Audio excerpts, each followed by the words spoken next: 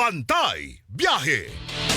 Okay, doon sa lugar na yun na nabanggit ni Mau de la Cruz, punta natin. Sige, pasyal tayo sa kasi- PITX. Isa yan sa mga pinakamodernong Na hindi pa terminal. natin napupuntahan, partner. Oo nga. Hindi kasi dyan ang biyahe natin. Sana magkaroon ng parte rin dito sa Oo, no? sa Oo. South, ano? Tapos doon din si Sir Jason.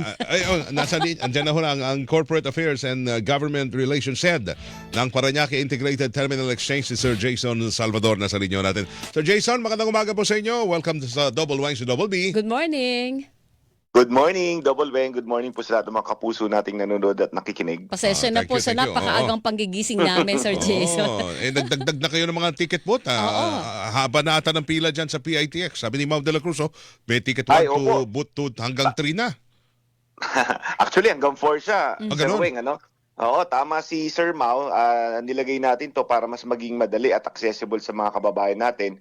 Knowing na ngayong passenger season, ngayong December, napakarami talagang inaasahan na pasahero. No? Katulad ng nabanggit, hindi bababa sa 3 million passengers ang inaasahan dadaan dito magmula December 19 hanggang January 5. Kaya naman, abalang-abala pa rin tayo sa pag-aasikaso sa ating mga pasahero upang tiyakin na magiging ligtas, maayos at komportable yung kanilang paglalakbay ngayong Pasko. Yun pong security-wise, na normally din sa dagsa ng tao, ang hirap po ng pag-rekisa doon sa mga bagahe nila Para masigurado natin na walang naipapasok na kontrabando, may extra effort ba ang PITX ngayon? Well, opo, no, kasi dinodoble natin yung ating efforts. Ganun nga kasi dahil napakaraming tao. Ayaw naman nating masalisihan tayo or masingitan tayo na pagsisisihan pa natin.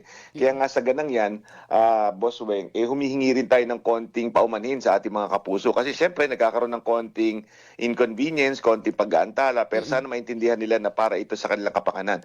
Bukod kasi sa 24 hours na PNP contingent dito, yung sarili nating security, beef up din natin yan.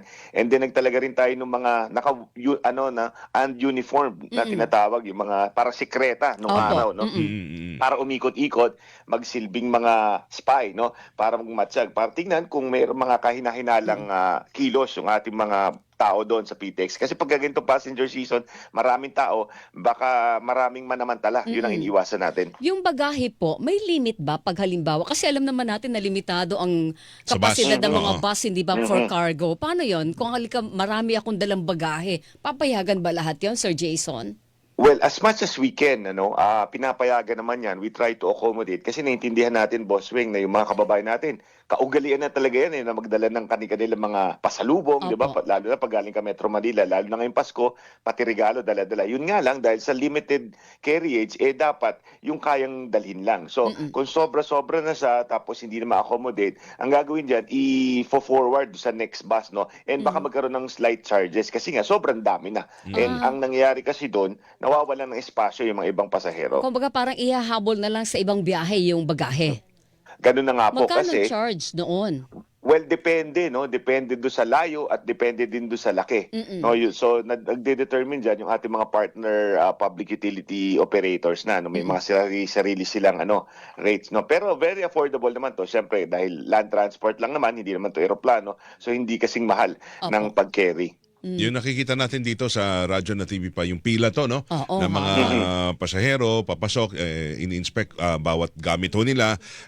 Ito ba, ang bilang nito, meron ho ba kayong target na tingin nyo ngayong Pasko, ganito ang bilang ng mga dadaan dyan sa PITX, ng mga pasahero? Katulad ng nabanggit, Boss Wing, no?